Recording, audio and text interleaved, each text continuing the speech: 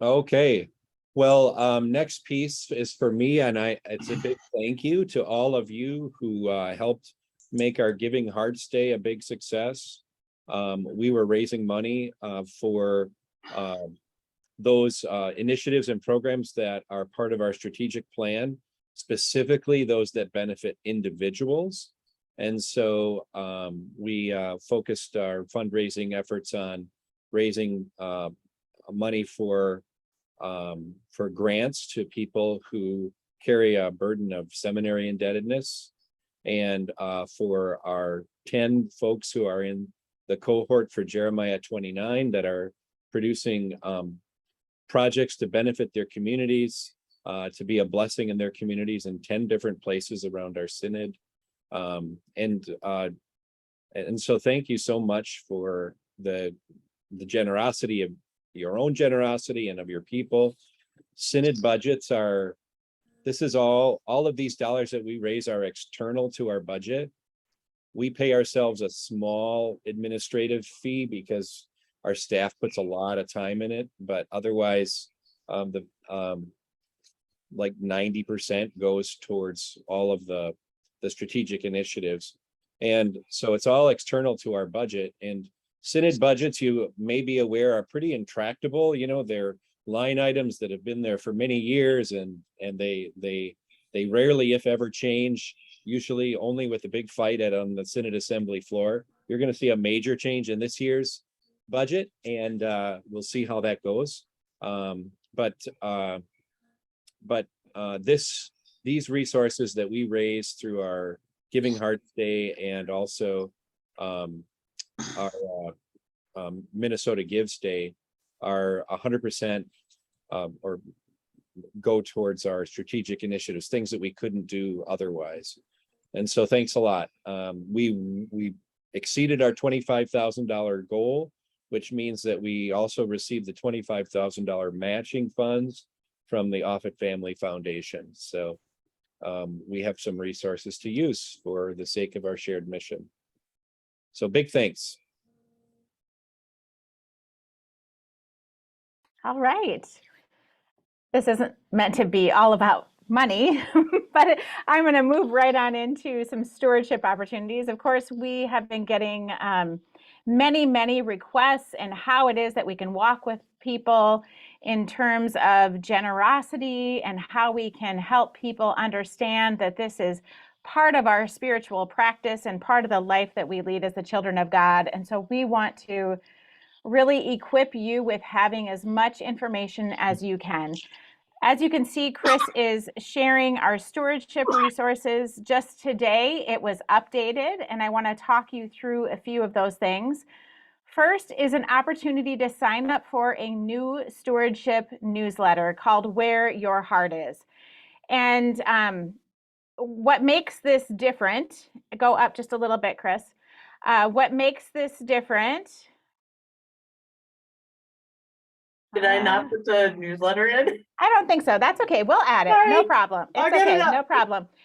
What makes this newsletter different is it is different folks throughout the ELCA who can give information and things that are working and things that aren't, and different resources to one central location. And everyone who is putting resources into this is giving the fair, yes, go ahead and share it to everybody. And so it will have a lot of different information every single month. You do need to sign up to receive this newsletter, and that will be in the chat right there, and then also will be on our website. Tim Brown is the person that is in charge of it, and he is doing a great job. So please sign up for that. You'll see already in the first edition that came out this week that there are an incredible amount of resources in it. Second, many of our congregations did Cultivating Generous congregations this fall. I heard back from every group that there was good learnings that happened during that, and that they have been able to take something from it to use for their congregations. So this is a program that is, you need a recommendation. And so I want you to reach out to me and to let me know that this is something that your congregation wants to be a part of. There is a 4-minute video on our website that you can click on. that tells you about cultivating generous congregations. It was in the update today, Chris. So I bet that if the other thing didn't go on there, this didn't either, but we'll make sure it gets on there. And so you can click on that and see, and it's for a whole group of people. So really, really helpful in ways of teaching the connection between your communities of faith and rethinking what stewardship and generosity actually is, and the changing moments that we're experiencing right now in the church. So it's all up to date and very productive.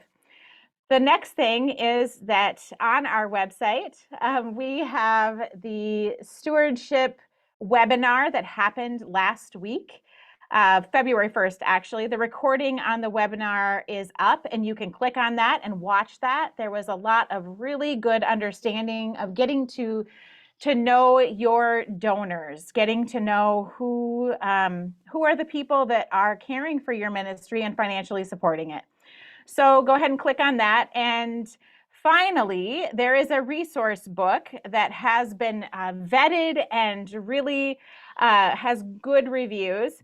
And it has been written by Michael Ward, and it's called Creating a Culture of Generosity. So this is a really good book. I don't see that the website, is that a clickable link, Chris? Wonderful. There you go. So if this is something where maybe you are trying to figure out how you yourself as the leader can start to talk about these things and really be more comfortable of leading in generosity, maybe it's something where you start with getting this for yourself and reading through and then inviting folks to enter in with you. So those are the updates. There are a couple other things that you probably saw Chris go through on our website that are on there. So please go to that page. We will try hard to update it often. And if you have any specific questions, you can, of course, reach out to me at any time.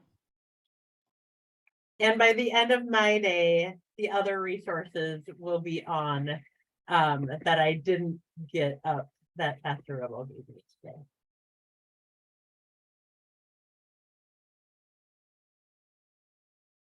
Any questions about that before I move on? Okay.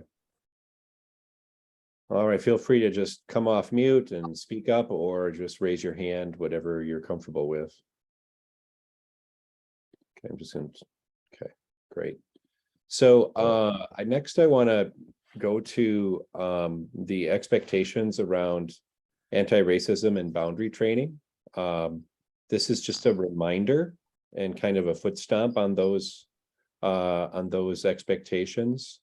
The 2021 Synod Assembly passed two resolutions, one that made boundaries training, 6 hours of boundaries training, an expectation that will be renewed every 3 years.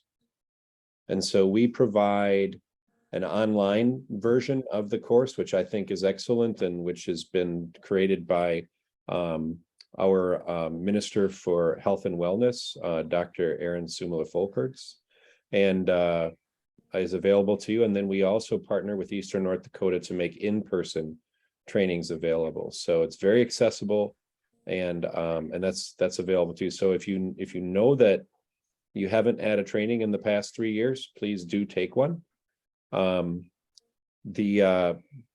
One of the things that we passed as an expectation is that for people who are wanting to explore mobility and fill out their RMP, we will not be able to activate your RMP until you're able to check the boxes that those trainings were completed. The same is true for anti-racism training.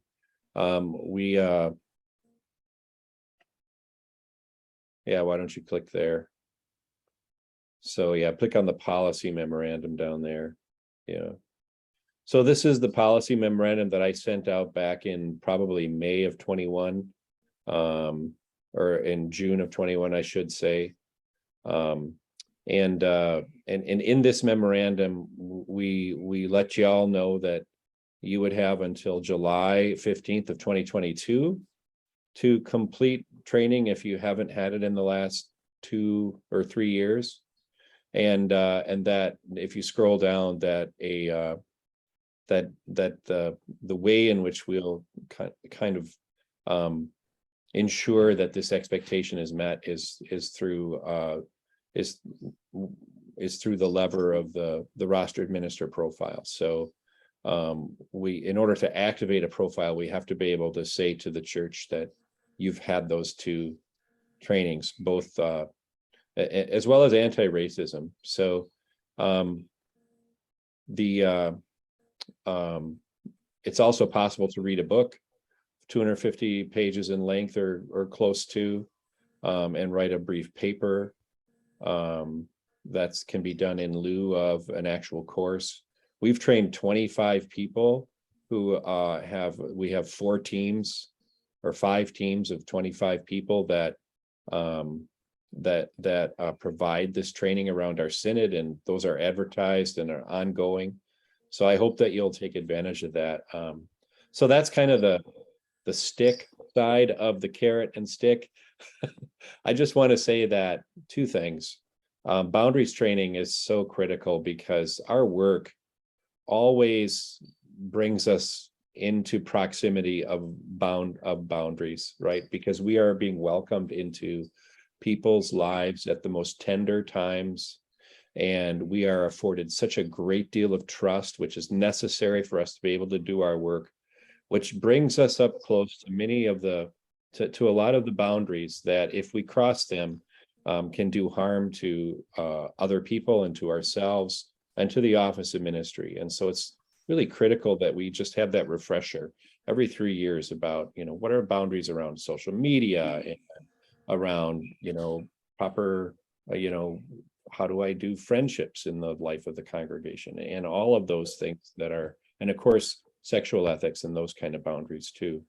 So it's really important for our anti-racism training.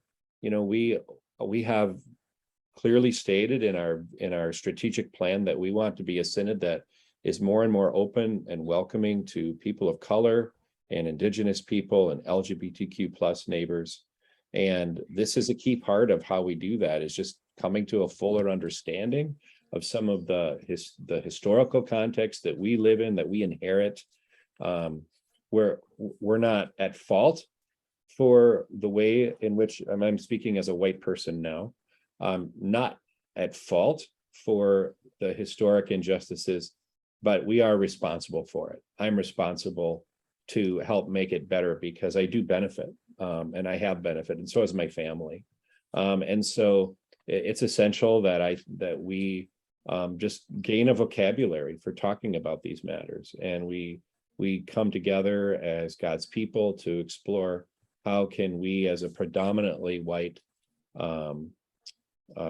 denomination, continue to make space and welcome into leadership and be an advocate for people of color and who are our neighbors. So that's really important. So just a reminder, and if you have questions about that, don't hesitate to reach out to me or Pastor Janelle or Pastor Rebel. She oversees the anti-racism training. Be happy to answer those. Any questions about that? I did put in the chat that we don't have any more of those trainings available to register at this moment. But there will be one, hopefully, of the online boundaries training starting in the next couple of months. The online boundary training is going to have it's all online and at your own time, and it's about an hour a week. So you watch a video and you discuss the topic in like a bulletin board sort of thing. So whenever during the week works for you, there's no like at 1 o'clock on Tuesdays, you have to do it. And so the numbers have been kind of low for the boundaries training. The last 2 we've had have had 6 people. And so we've taken a little bit of a pause, but we'll be starting another one soon. Thanks, Chris. So jumping around here, now I want to talk to you about our great Northwestern Minnesota Synod get together. Once again, we keep waiting for us to be sued by the state fair, but so far they're letting us have it. So I think we have just enough variation in the name there. But the Great Northwestern Minnesota Synod get together will be in Bemidji this year on March 18th, Saturday, March 18th. It's a full day of worship and workshops, and also we'll be conducting our conference assemblies on that day. And the theme is telling the old story for a strange new time. And our keynote speaker is Dr. Andy Root, and he'll be talking about how do we do this church thing, and how do we proclaim this good news in word and in action, and how do we love our neighbors in this particular age that we're living in. And that's we're still trying to figure out how to be the church of the 21st century. And there's a lot of promising signs and flourishing spaces, and also lots to learn. So I know that he'll be a really engaging speaker. And then we have workshops. All 5 of our core areas for leadership formation will be represented from Faces of Leadership. So we'll have a workshop on faith practice for leaders, a workshop on adaptive leadership, a workshop on coaching, a workshop on emotional intelligence, and a workshop on storytelling, or telling our faith story. And so I'm really excited about that. The way to think about, here's a way to think about what is the Great Northwestern Minnesota Synod Get Together. Well, our Synod assemblies the last 3 years have been one day, with no time really for workshops. We do all business. So if you take the Synod Assembly and put it together with the Northwestern Minnesota Synod Get Together, you kind of have the equivalent of one full Synod Assembly with all the workshops and things, except that first of all, it's way less expensive to come to the Great Northwestern Minnesota Synod Get Together, which means you can bring other people besides your Synod Assembly voting members, but you can bring anybody you want. I think this is a great event for anybody that you are welcoming or encouraging in Christian leadership. Certainly, and for sure, you should be bringing your folks who have been elected as voting members to Synod Assembly, and also anybody that you think would benefit from a pretty inspirational day, I think. So what did I miss, Chris? Any more that I should say about that? That's those are the big highlights. Registration will close at the beginning of March. You must pre-register. There was one church that asked how many people they can bring. I'm like, bring a bus. It'll be a great day of worship and fellowship. So yeah, I'm excited to see you all there. I just got a message that from one of the pastors that's on here that's my favorite. It's my favorite thing. And so I hope even if it's not your favorite thing, it's up there. And that you join and are part of it. Yeah, and I would just say, because we do conference assemblies there, I know that maybe our conference assemblies historically have not been that well attended. Last year was one of our best attendance in a long time, because we did it all in one place and we had a lot of people there. It really is important to have your Synod Assembly voting members there, because they're the folks who are authorized, who are supposed to go to conference assemblies and vote for the nominees for Synod Council and things like that. There will be at least one resolution coming forward that I'm aware of on creation care that I think is a great resolution coming out of our creation care team, or that affinity group that was started. So that'll be something you'll be looking at in many of your conferences. So bring those voting members and other leaders and anybody that you think you'd love to see them be further equipped for leadership in your church. Yeah. And final thing to add. Oh, go ahead. The offering that day will be a gift to People's Church, and we were going to be asking you to put up some posters soon in your churches to receive some in-kind gifts of toilet paper, mac and cheese, toothbrushes, and toothpaste. So we're going to make a giant tower, and you're going to get to meet some folks from People's Church that are going to be present that day too, which is super exciting. So you'll get all of that in the Northern Lights. Yeah, anything else, Chris, on that? Nope, I added something, Pastor Rebel, that you might not have seen on the agenda, so I'm just gonna pop in here. Drum roll, please. I can officially say, as of today, the 4 sites for Synod Assembly. I know you've been just wondering and like, what the heck is going on? But I have confirmation. So the 4 sites are Calvary in Bemidji, Our Savior's Lutheran Church in East Grand Forks, Good Shepherd in Moorhead, and Bethlehem in Fergus Falls. According to Google Maps, no one should have to drive more than 2 hours to get to their closest site. And I'm hopeful. I had a meeting yesterday with Deacon Julie Wilson regarding some of, she's the Synod Assembly chair, planning chair, and things are looking good, and we're excited about it. There will be in-person communion.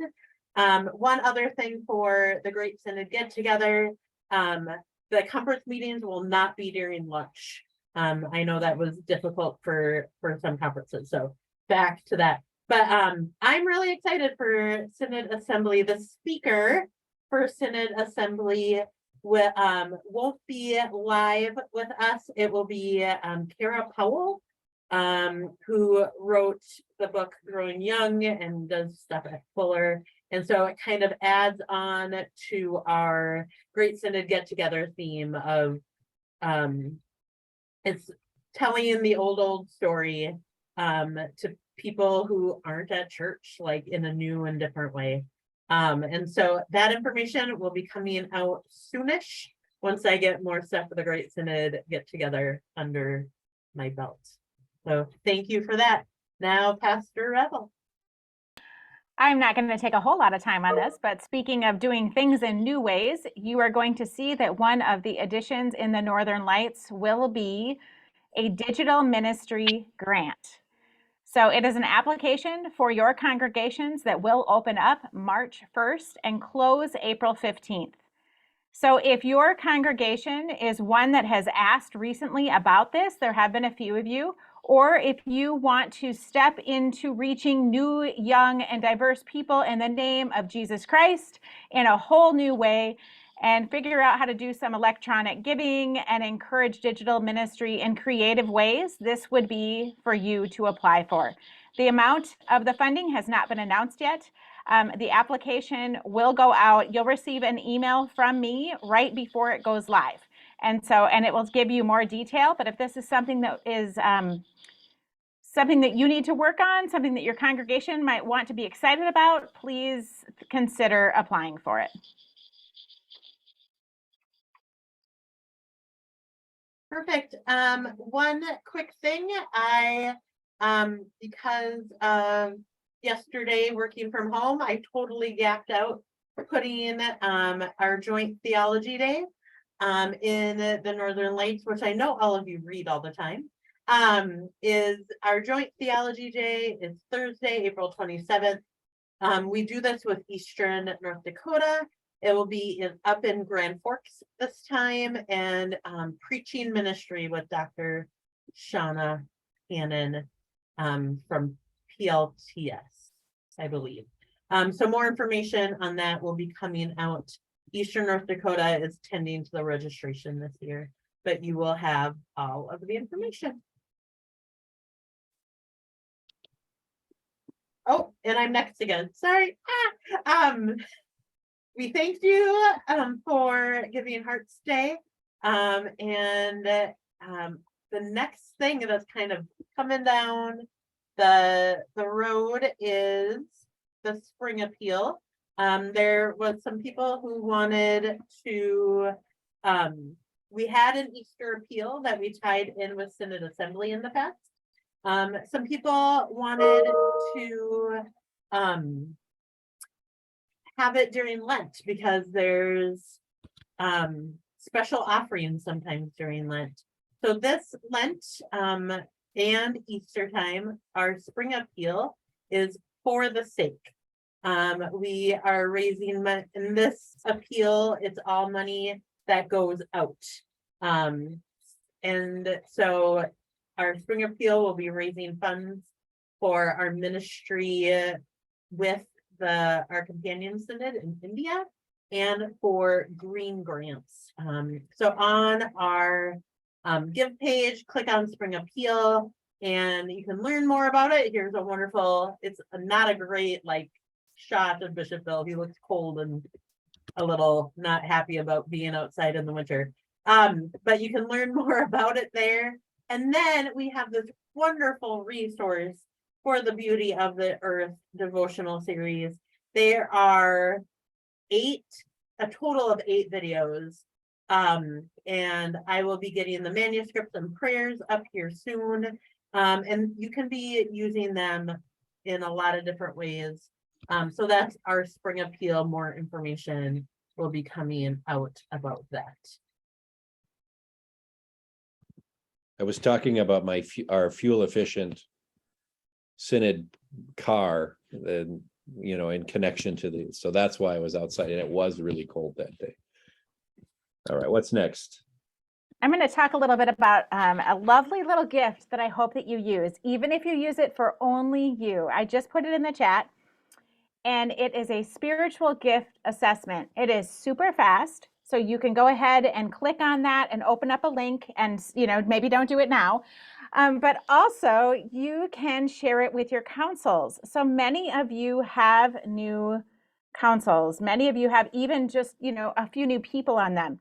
This is an opportunity to take a quick, easy spiritual gifts assessment tool and answer the questions of, maybe this person really does not want to have anything to do with detail. Maybe the person is completely wanting to sing during council, and maybe you don't want that to.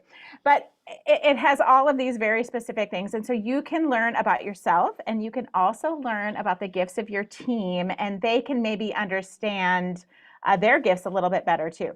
So little fun, free gift, take it, hope it works.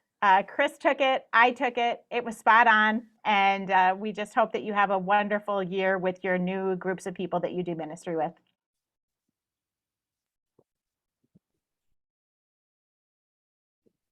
Well, the next thing on our agenda is good order, and that always, they turn it over to me, the Iowa girl.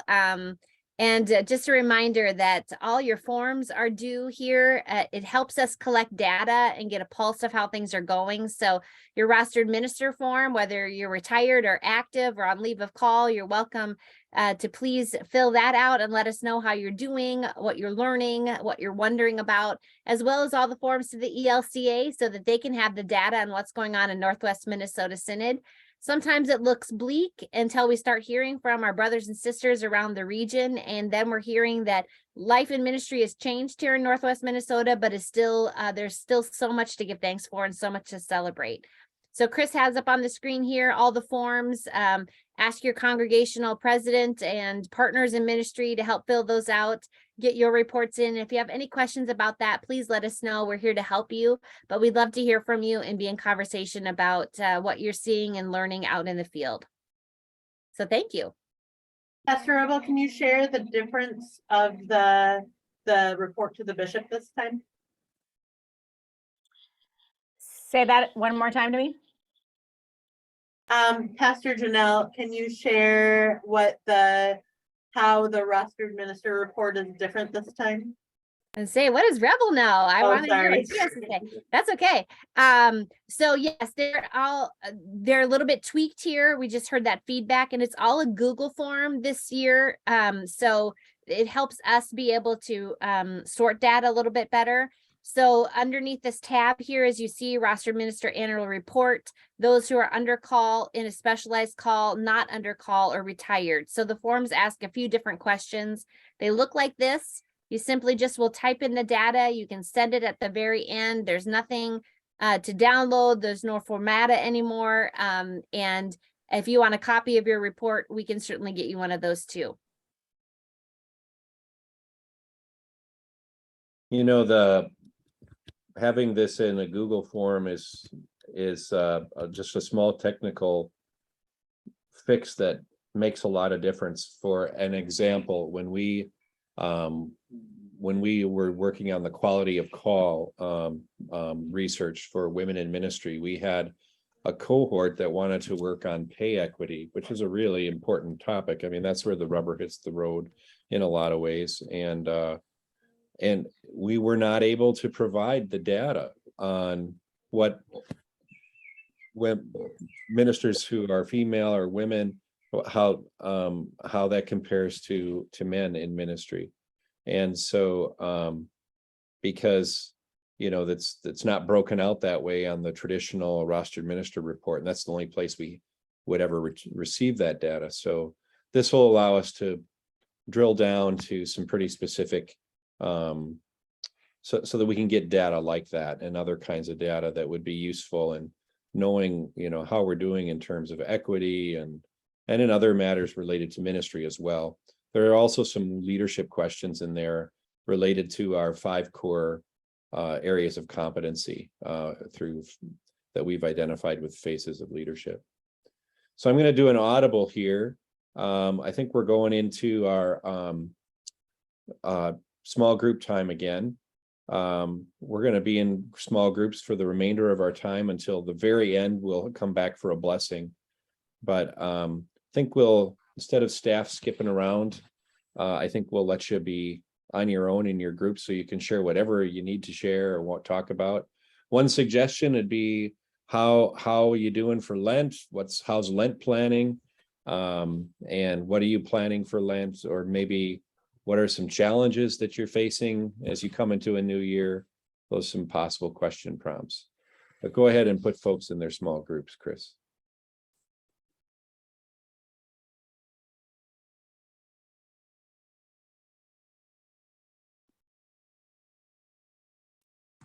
Welcome back.